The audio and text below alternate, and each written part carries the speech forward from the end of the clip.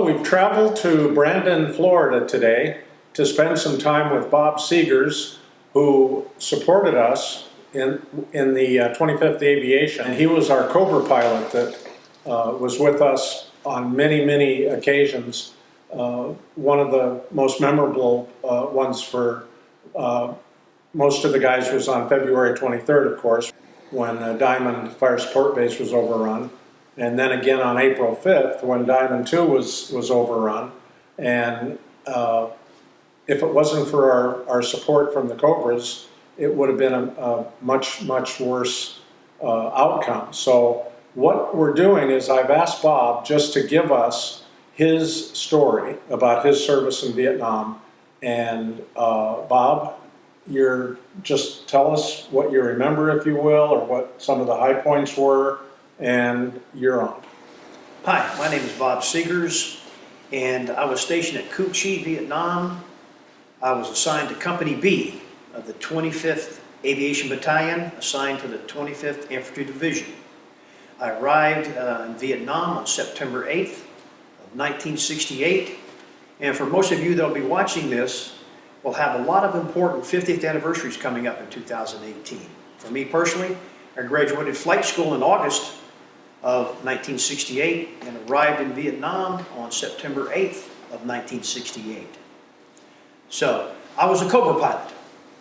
I was a fire team leader, which basically means I was in charge of 2 Cobras, and that whenever the infantry requested aerial support, we would fly out there, and I was responsible for leading the team and talking to the ground commander, or in many cases it was Dick Glover that I ended up communicating with, because he was the one who would tell me where he needed our ordnance. And we pretty much flew almost every day in Vietnam. Remember, in July of 1969, it was so busy that I flew every day without exception that day. And some of my fondest memories of Vietnam, now I know that sounds kind of strange, but as a pilot, we train for these kind of things. So whenever you get an opportunity to use your training, you want to use it. Now imagine you infantry guys, that's a little different, okay? It's a different story. But I was, while I was in Vietnam, I was awarded 3 Distinguished Flying Crosses, 1 Bronze Star, and 32 Air Medals. Now the thing that I'm particularly proud of with my 3 Distinguished Flying Crosses, all 3 of them were while flying support for the Wolfhounds.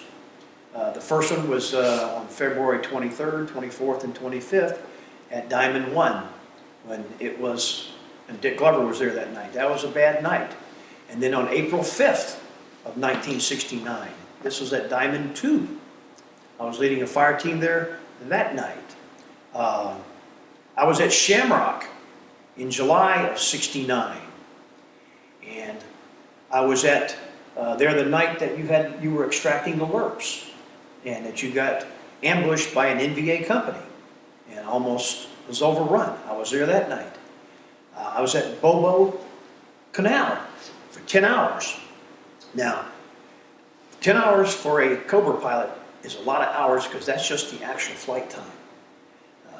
Once we expended all our ordnance, we had to go back to Cu Chi, refuel, and rearm. We're talking 4,000 rounds of minigun ammunition, 76 rockets, so it took a while. So obviously I spent a lot of time at the Bobo Canal that day. But Bob, but if I thought it was a long day, I hate to think of how long it was for you. But you were so lucky because you had a full crew back in Cu Chi that was going to load all that stuff for you, right? Hell no!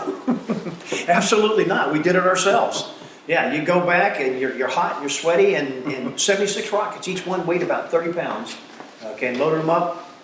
But that was part of it, and that was our job. That's what we did, and we refueled and rearmed as quickly as possible. Especially in the case of Bobo Canal, you were out there probably for 14 hours that day, because I spent 10 hours flying in your support.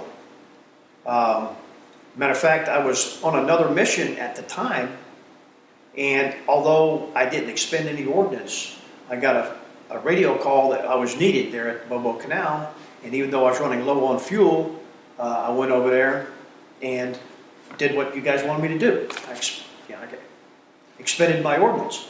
Now, I was awarded the Distinguished Flying Cross, I guess, basically for the fact that I almost ran out of fuel on the way back to Coochie. But you guys needed my help, and I figured that was a lot more important than me making it safely back to Coochie. So Bob, let me ask you, where did you take your basic and AIT? I enlisted in the Army, unlike most people. I willingly went to war. Fort Benning, Georgia, for my basic training. And from there, I went to advanced individual training at Fort Knox, Kentucky. While I was in basic, I was qualified to go to OCS. You have to make 3 choices to go to which OCS you want to go to. You've got to pick at least one combat arm. So I picked armor, artillery was my second choice, and ordnance was my third choice. So since I picked armor, OCS, they decided to send me to armor advanced individual training. And what rank were you when you got to Vietnam? I was a lieutenant. And then when you left Vietnam, what was your rank? First lieutenant, and then 2 days later I became a captain. So you actually basically were a captain when you came home. Yes, Yeah, yes. yeah. And what was your first impression of Vietnam? I mean, the first week that you had joined the guys in the helicopter unit. That's an interesting question because I graduated flight school early August and had like 30 days leave before we report to Vietnam. And I was born in Tampa, Florida, so I spent my 30 days leave in Tampa in August, September. Spent a lot of time on the beach where it's hot and humid. So I thought that when I get to Vietnam, I would be adjusted to the weather conditions there. I vividly recall when our plane landed. Matter of fact, the entire plane had my entire flight school class on it. But when that door opened and it let in this oppressive heat and humidity, I was actually shocked because I thought from 30 days of leave and playing at the beach would have prepared me for the temperatures. No, it was extremely muggy and very hot.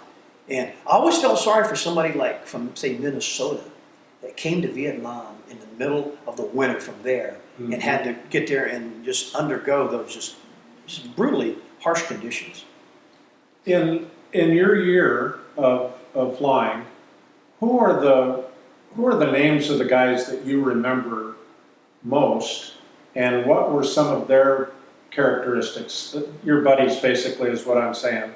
Who do you remember, and what relationship did you have with them? Oh, well, first of all, our relationship was extremely close. I mean, the bonds of war forged some relationships that they last forever. So there's a whole bunch of pilots that I remember. They're all Cobra pilots. Warrant Officer Greg Busey, there was Warrant Officer Chuck Moore, and Warrant Officer George Grinnell, particularly George Grinnell because he didn't make it home from Vietnam. He was killed over there. And there was George Conger. There was a lot of Cobra pilots. And so there wasn't a lot to do in Vietnam, as you know. We were confined to Coochie at night. There was no place to go. It's not like at home. You can go see a movie, you can go out for dinner, do things like that. Vietnam, we basically did 3 things. We flew, we slept, and we ate. That's it. There was nothing else to do. Did you play cards? No, didn't play. Well, yes, I did. I learned how to play bridge. And because there was 3 guys that could play bridge, and I was the 4th guy, they tried to teach me. So literally, I was the dummy in bridge, if you know how to play bridge. But played a lot of Monopoly and checkers. Those were the only 2 games available in Vietnam. And to this day, I hate the game of checkers and I hate Monopoly. I just won't play those games. Because you just got bored of doing it. Now, being a Cobra pilot was a lot of fun at times, but most of the time we just sat around in the Scramble shack with the phone there, and we couldn't leave, couldn't go anywhere. And if the phone rang, okay, one of the 2 gunners, these are the two individuals that sit in the front seat of the Cobra, all right? They would answer the phone call while us 2 Cobra aircraft commanders would run out to the aircraft. We would start our aircraft up, okay, get all the gauges in the green, and then the 2 gunners would come out, and they would come out with the information that we needed. They would have the radio frequency, the call sign, and the coordinates of where we're supposed to go, because the infantry needed some aerial support. So as soon as they got there, we were ready to go, and we were supposed to take off within 3 minutes of receiving that phone call. So basically, we sat around in the Scramble shack, mostly in the daytime, waiting for the phone to ring. Not a lot did it ring, because Charlie realized that we had total command of the air. And as a result, he didn't venture out a lot in the daytime. He'd come out at night. And that's the one bad thing about Vietnam. While we had technology, firepower, the enemy had the home field advantage. And sometimes, like in basketball or football, various sporting events, home field advantage can be huge. But once that phone rang, usually it was like 2 o'clock at night. It's been a hot, humid day. You sleep in your clothes, except for your boots. When that phone rings, the adrenaline starts coursing through your veins immediately, because you realize that young American boys are out there needing aerial support. Almost like a fireman. Oh, very similar, yes. Mm-hmm. Yes, because all of a sudden your heart is probably sleeping pulse rate of about 40 beats a minute, and all of a sudden it's going to 80 in just an instant. And you really want the phone to ring. I know that's a sad thing to say. I hate to admit that, but that's what I was trained to do. So I delighted whenever that phone rang. I knew we were able to get out there and go and help you guys. I've heard a lot of you Cobra pilots mention the name George Grinnell. Grinnell, Yes. And whenever I've heard you guys talk about him, it was almost like you guys really thought he was a hero. Can you just elaborate just a little bit about George Grinnell and what you guys thought of him? Yeah. George Grinnell was, I guess, a pilot's pilot. And, I mean, he was the best that we had. Everybody respected him. When I first was assigned to Company B, the Diamond Heads, I flew Charlie model gunships. But there was nothing to do, so I started volunteering to fly a shift in the front seat of the Cobra. And so I flew many, many times with George Grinnell in the front seat. I would get off like an 8-hour shift with the Charlie model and immediately roll over and stay in the Scramble shack with the next 8-hour shift of the Cobra team. And what I couldn't believe is somebody would be willing to give up his front seat in the Cobra. So I flew many, many times with George. And matter of fact, I guess he was so well respected by our company commander that he was the one who recommended me to go to Cobra school. So sometime probably maybe 2 months after I arrived in Vietnam, they sent me to Vung Tau to transition into the Cobra. And so George, I look upon him not only as he was my best friend, but he was my mentor. And some of the memories that a lot of guys have is that the two of us playing chess in the Scramble shack, or the two of us throwing the football on the beach. Now the beach is where we took off and landed, because the 25th Infantry Division was headquartered in Hawaii. So where our landing area was called the beach. So any time we got called out for a scramble and go to support you guys in the field, we'd make a radio call and we'd say we got 2 snakes. That's another acronym for, not acronym, but it's another word for Cobras. 2 snakes on the beach for takeoff. So the beach was the area that basically in Vietnam, I could probably easily spend close to 12 hours a day at, because there was nothing else to do. And there's one other thing we did. We did do a lot of drinking in addition to flying and sleeping. But George Grinnell was a war hero. He was awarded at least 1 Silver Star and a couple of Distinguished Flying Crosses. But he was the man that you always looked up to. He was widely recognized as the best stickman. He was the best pilot by far. He just was very efficient at what he could do. And once I got enough experience in the front seat, I was then promoted to the back seat. And for probably 3-4 months, I was flying as George Grinnell's wingman, which to me, that was a great honor. That was even, and leading a fire team is one thing, but flying as George's wingman was really awesome. He was just a hero. You know, you've mentioned many times the front seat and the back seat. Can you just explain to us what the difference is? Well, the guy in the back, well, they're both pilots to start with. Okay, they're both qualified pilots. But the guy in the front seat, he controlled a turret. up front. And the turret could swivel about 270 degrees in an arc like that. And you could outfit the turret with one minigun and one 40mm grenade launcher. Or you could put two miniguns or two 40mm grenade launchers. Me, I like to have one minigun and one 40mm grenade launcher. So what the guy in the front seat did, now he could fly the aircraft, okay? And he could fire the turret. He could fire the minigun or he could fire the 40mm grenade launcher. Now the pilot in the rear is the aircraft commander. He's the one that's really in charge. And he would fire the 76 rockets on the outboard pylons. Now the guy in the back seat, though, could fire the turret, the minigun, and the 40mm launcher in the event that the pilot up front, the gunner, was shot and wounded. He could still do that. I recall one mission late at night, and the phone rings. We're out there. I'm in my helicopter, the Cobra, and it's ready to go. And I see one gunner come out of the Scramble shack, and the other one nowhere to be seen. It's my gunner. Well, George Grinnell I was his wingman. The gunner never showed. I kept waiting and kept waiting, and I heard George radio clearance, and here he is. He's going down the runway, taking off. What the heck? And it's against regulations to fly without somebody in the front, because what happens if you get wounded and you're incapacitated? So I flew without a guy in the front seat against Army regulations, but I felt that I had a duty and responsibility to George Grinnell. We take off, we go out on the mission, and so I'm forced because I can fire everything. So I fired with the minigun up front and shot all my rockets. And of course, the entire mission, I was worried that when I got back, that the gunner would report me for taking off, breaking and violating Army regulations. I figured I'm gonna get court-martialed. If nothing else, I don't know. I was scared coming back. Well, as it turns out, when I came back, my warrant officer gunner, he was so nervous about being left behind, he never said a word to anybody, and then never told anybody about that, what happened, except George Grinnell. And even so, he chewed me out, even though it was my job and responsibility to fly on his wing and to protect him when he was making his gun runs. He chewed me out. That's the kind of guy he was. Mm-hmm. Now, you mentioned warrant officers. Could they be commanders as well as lieutenants, or did you have to be an officer to be a commander? Yes and no.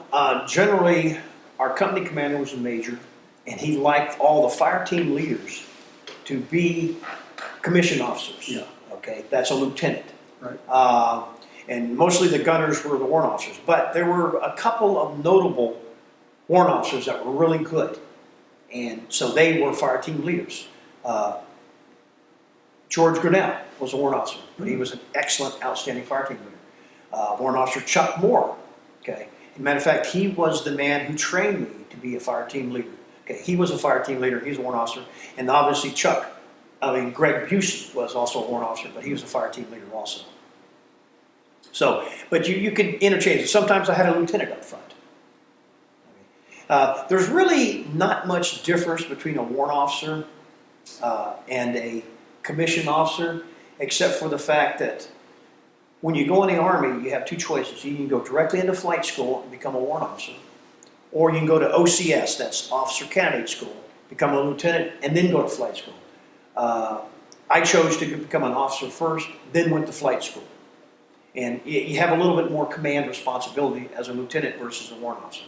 Now, warrant officers have a lot more fun because all they get to do is fly. Me, I was a motor pool officer, and once I got grounded for like a week to get the motor pool in shape for an inspection. So an entire week I couldn't fly, and that irritated me. All I wanted to do was fly. I would have made a better warrant officer than a commissioned officer. What kind of communication did you and the guy in the front seat have during your flight usually? And not only when you were taking off, but actually during a battle. What kind of communication? What are you talking about, or what are you saying? Actually, not a lot of communication, but the gunner up front, he had a little button on the floor he could push to talk to me. Me, I had a little button I could push, and we could communicate quite easily. But normally, he's busy. He's got his own thing to do, because what he's doing, he's got that minigun and a 40mm grenade launcher, and he's got two handles. And if he raises it up or turns it left, the turret turns left. The turret turns right, raises it up, the minigun goes up, He pulls it down, the minigun goes down, and there's 2 triggers on there. And it's like a cyclic rate of fire. The harder you pull the trigger, the faster that 6-barrel minigun would fire. So if you pulled it nice and slow, it might fire 800 rounds a minute. You pull it all the way to the rear, it'll fire 4,000 rounds. So he had to be judicious, but what he was doing, and people probably ask, what is it like to fire a minigun? Well, it's a lot of fun because it's just a steady line of tracers going out there. And only every 5th round was a tracer. I'm sure you probably had it the same way. Yeah. And people said, well, how do you direct your fire with a minigun? That was going to be my next question, actually. Okay, I should hold the envelope to my head. Okay. Anyway, it's just like, say you're just a person in your backyard with a garden hose, and you want to water some flowers that are 20, 30 feet apart, and you got a jet stream going out. All you do is you just take the nozzle and you see where the water's going, and you just slowly adjust it to the flowers that you're watering. Same thing with a minigun. You can see the enemies firing at you. You can always see the flashes, okay, particularly at night. And you just put your fire in it. You just slowly move the string of tracers onto it. Now, when you fire the 40 millimeter grenade launcher, that's a little different.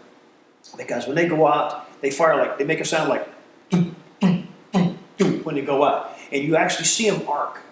So as the first one goes out, well, you got to use Kentucky windage. You see it because, you know, wind will affect it, and the direction that you're going will affect it, and well, obviously gravity affects it. So as you're watching them, sometimes you have to move your crosshairs onto the target, but you see the first one land short, so you add a little bit more, a little more. It's like calling an artillery, I guess.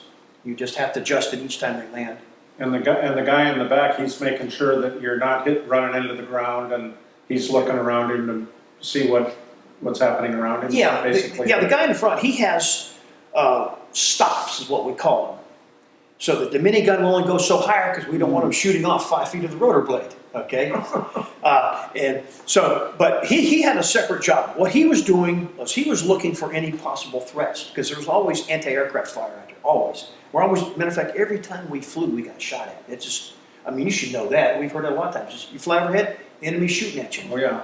So what you try to do is with the minigun suppress any of the anti-artillery fire out there. And obviously, if you see enemy soldiers, yes, you direct your fire toward that. Now, that's what his job is. He's just looking for targets of opportunity. Now, me in the back seat, I'm flying the aircraft. At the same time, I'm in a dive, steep dive, and I'm looking for targets. Now, previously, I've already talked to somebody on the ground. A lot of times it was Dick Glover. And he said, look, the northwest quadrant of the fire support base diamond, that's where I need you to dump a bunch of rockets. So normally what we would do is on a first dive, I would fire off maybe just 1 pair of rockets. And I'd call him, and his call sign was Charlie 2. I said, Charlie 2, Diamond Head 3-6. How was that? And he said, I'll move it a little bit north 50 meters or something like that. So that's how we coordinated. So I'm on the radio talking with, say, Sergeant Glover. At the same time I'm flying, punching off rockets. And then after we get the general area where we're supposed to expend our orbits, then the next pass, I can maybe fire 20 rockets or so. And of course I got a wingman. He's coming in after I pull out of my dive. He's coming down. He's firing in the general area. Now, if we suppress that area, obviously Dick Glover would tell us, move your fire to someplace else. And so we just repeat this procedure over and over again. But the gunner up front, he had his own job. And normally what was good was when I'm making my break and pulling out of my dive and pulling up, and usually I made a left turn to break out because I'm right-handed. With a minigun that could swivel, that turret could swivel 270 degrees, he could continue to maintain suppressing fire on anybody that's shooting at us. So he would still be shooting as I'm braking and pulling up and getting ready and make a big circle and come back down for another dive. Did you ever take any hits? You said that you were shot at a lot. Did your Cobra ever get hit? Oh yeah, matter of fact, I got slightly wounded. I made the mistake once telling somebody I got wounded in Vietnam, and then I showed them my wound, and they said, is that all? It was a really tiny, I got a tiny scar on my finger, but it stung like hell. It burned, it stung. So I no longer tell anybody that story because obviously it wasn't impressed. I think she wanted to see a big hole in my abdomen or something. So but yeah, we got shot at all the time. A lot of times rotor blades would get hit, and that got expensive because rotor blades cost $10,000 each. So you put a round through that, and it would set up a huge vibration because everything in a helicopter is finely tuned. I mean, just to learn to fly a helicopter requires an awful lot of coordination, a lot of coordination. Matter of fact, in flight school, your first ride, they take you out and they'll put you in a field, and you got your instructor pilot sitting next to you, and he'll point it to say an oak tree out in the distance, and he said, okay, here's what I want you to do. Keep the nose, okay, pointed at that oak tree. So you got your feet on the pedals, okay, and your feet you're sliding back and forth like this. Your feet are going like this, left and right, and you're having trouble keeping it on. Finally, after a while, you can keep it steady. Okay. Then he gives you the collective. He takes your feet off the pedals. He'll do the pedals. The collective is something that when you lift it up, you go up in the helicopter. When you push it down, it goes down. So he's sitting at maybe a 5-foot hover and says, you keep it here. Next thing you know, you're going up 8 feet, you drop it back down, you're moving this thing back and forth. And it's a good thing you're not worried about having to keep those pedals going back there, because every time you lift up and increase power, you have to kick in some extra pedal because you have a tail rotor in the rear, all right, that controls the torque, because otherwise you'd spin around. And you have a throttle.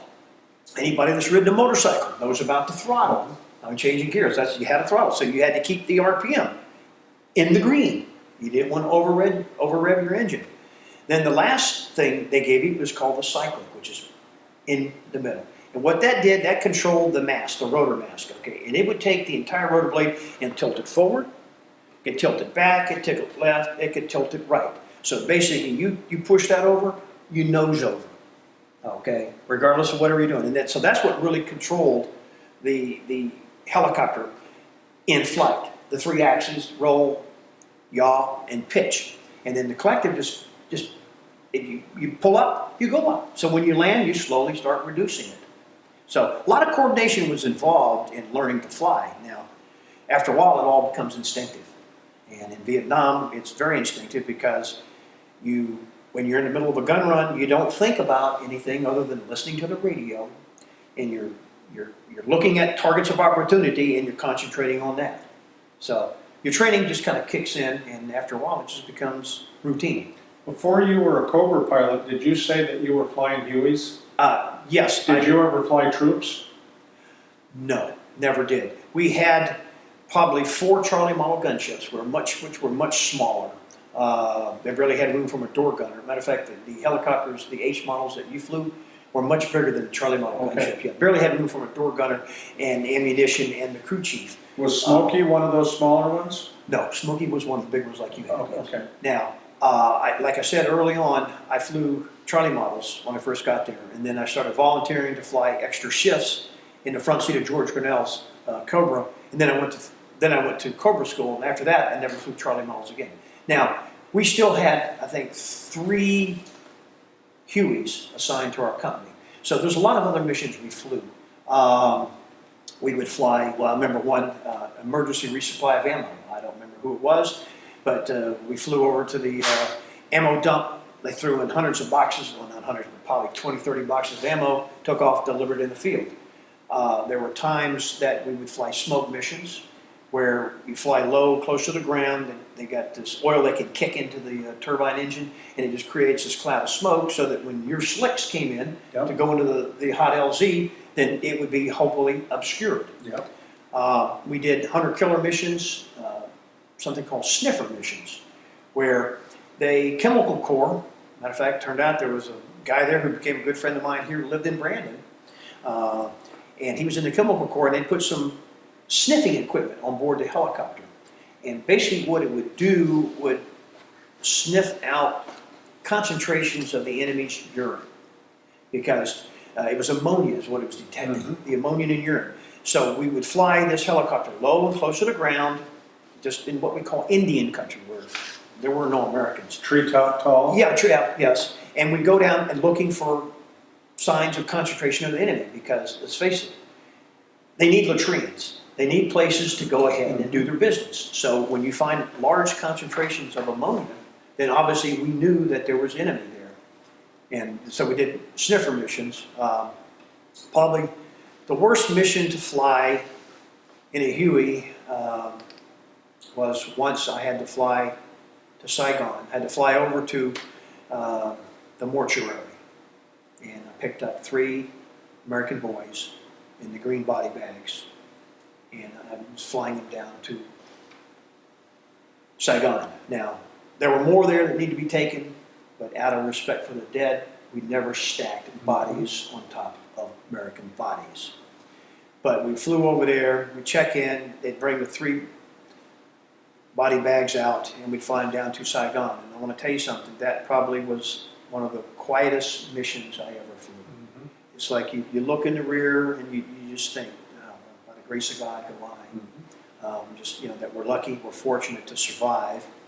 And so that was probably one of the worst missions to ever fly. It was no fun. That was the only time I ever flew that. And sometimes we'd have to fly down to Saigon to pick up people. I had to fly down to Hotel 2 once to pick up a major and fly him back to Cu-Chi. And while I'm there, he's not there. So I start looking around for him and looking around. And of course, next thing you know, I see this 2-star general's staff car comes by. And I salute the car. And next thing you know, I hear this screeching of the brakes, and out jumps this 2-star general. He starts to chew me out because I wasn't wearing a hat. I didn't have a steel pot on. And I said, "Sir, I'm a helicopter pilot. We don't have steel pots." And he said, "Well, you should have your helmet on." Well, I didn't want to be a smartass like I am now and tell him that if I walked around with my flight helmet on, I'd look like a dork, okay? So here's this general that had nothing better to do than chew out some lieutenant for not wearing a hat. But that happens in rear areas. That rarely ever happened at Cu-Chi. Mm-hmm. And that's why you guys in the field, I like working at night in Vietnam because all the brass is gone. They're all sleeping. Mm-hmm. So, the lieutenants and the captains are in charge of Vietnam at night because everybody else is sleeping. So, I love flying at night. Well, Bob, in finishing up our interview today, I want to give you an opportunity to share with us any other thoughts that you have about your service in Vietnam. And keep in mind, everything you've been telling us is your story. Okay. It's important that you give us your personal thoughts. Okay, well, I can say probably one of the greatest honors of my life was wearing the uniform of my country. One of the greatest honors while wearing the uniform of my country was flying Cobras in Vietnam. And while flying Cobras in Vietnam, the greatest honor was serving the Wolfhounds. Because I went back through my flight records and with you telling about some of the events and the dates, it turns out that I flew over 80 missions in direct support of the Wolfhounds. So I was particularly proud of the fact that my 3 Distinguished Flying Crosses were awarded to me while flying in support of the Wolfhounds. Now, after the 2014 reunion, when you had been wanting to have Cobra pilots here for a long time, through all the various emails that we had and the phone calls, I knew that we were going to be treated like royalty at the reunion. Now, it's never a good idea to go into a situation with high unrealistic expectations because you're bound to be disappointed. Well, in that case, you didn't treat us like royalty. You treated us like gods. And I want to tell you something, the reception that I got from the Wolfhounds was just absolutely amazing. And I'd just like to say one last thing. I don't know how many people have read the book by Tom Brokaw called The Greatest Generation, but it's basically the generation of men and women that were born in the early 1920s. They grew up during the Great Depression, and then they became of age in World War II. This generation, Tom Brokaw said, was by far the best generation any society has produced anytime, anywhere on earth. Because they are the men and women that flocked to the recruiting stations by the millions, and the women, they took their places in the factories, the assembly lines. The women were flying planes, and like Rosie the Riveter. This generation is the generation that made America great. These men came home from the war after defeating the evils of the Empire of Japan and Hitler and the Nazis. They got educated, and since then, they turned America into really a third-rate country before the war, to the greatest country with the best military on the face of the earth. Now, the reason I mention the greatest generation is that you You're like me. You're the son of the greatest generation, and you're not part of the greatest generation.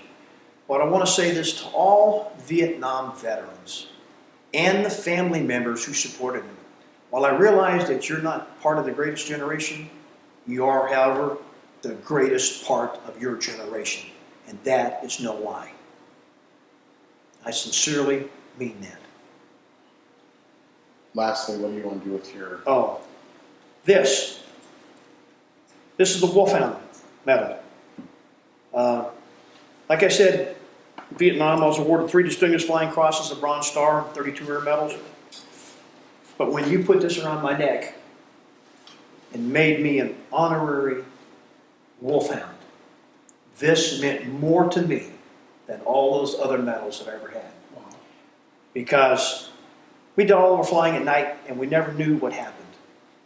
We never got, like they do now, battle damage assessments. We never got any feedback. We never knew if we did any good. We never knew if we stopped an assault or whittled them down so that you guys could handle them. We just don't know if we did anything. We don't know if we saved any lives.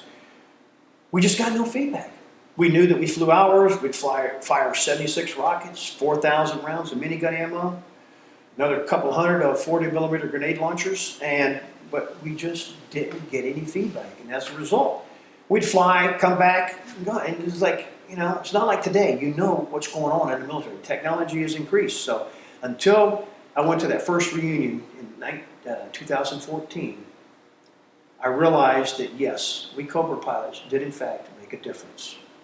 And I just can't think of a better legacy, because someday, at Heaven's Gate, you're going to be judged by the impact that you had on your fellow man. And what better legacy than to say that, yes, I had an effect on my fellow man on the day I pass over. So I think that for years, my service in Vietnam was just service. It didn't mean much other than the fact that I was proud to be a Vietnam veteran. But now that I'm a Wolfhound, I am extremely proud of my Vietnam service, because yes, we Cobra pilots, George Goodell, Chuck Moore, Greg Busey, we made a difference in people's lives. Well, I can personally testify to you that I wouldn't be sitting here. Yeah. That. If it wasn't for you. Yeah. Well, it was my pleasure, absolute my pleasure. I can tell you that at the first reunion, one of the things you did at the very end was you had all the pictures of the Wolfhound children and grandchildren up on a slide show.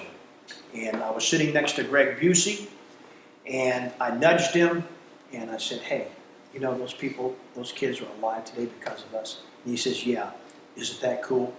So like I said, that's the best legacy a Cobra pilot could ever have, is the fact that he made a difference in his life.